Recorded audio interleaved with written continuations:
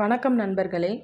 இப்போ நம்ம என்ன பதிவு பார்க்க போகிறோம்னா, எதிரி வசியமை அதோட முறை தான் நம்ம இப்போ பார்க்க போகிறோம்.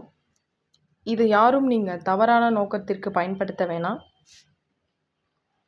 எதிரியை நீங்கள் வசியம் பண்ண போகிறீங்கன்னா, நீங்கள் என்ன பண்ணுறீங்கன்னா, பூவரசன் மரத்தில் இருக்கிற புல்லுருவி, அந்த புல்லுருவியை காப்பு கட்டி சாபனை நிவர்த்தி செஞ்சு எடுத்துக்கோங்க. பொங்கல் பலியிட்டு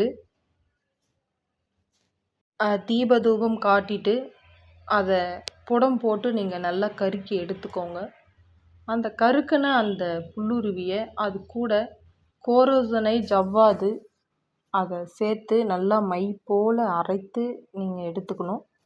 அந்த மையை நீங்கள் என்ன பண்ணுறீங்களா, சிமிழியில் வைத்து சிமிழி அதில் நீங்கள் வச்சுட்டு வராகியை நீங்கள் 48 நாள் நீங்கள் பூஜிக்கணும்.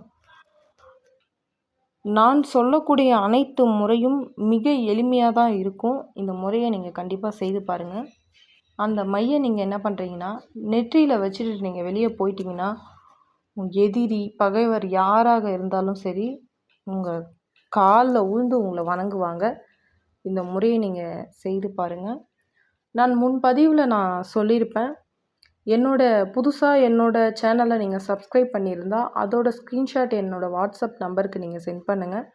உங்களுக்கு நான் அஞ்சனமை வசியமை நான் உங்களுக்கு ஃப்ரீயாக தரலான்னு முடிவெடுத்திருக்கேன்.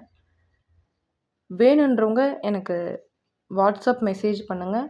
எதிரி வசியமை உங்களுக்கு வேணும் அப்படின்னா எனக்கு கமெண்ட் பண்ணுங்கள் அல்லது வாட்ஸ்அப் பண்ணுங்கள். நன்றி.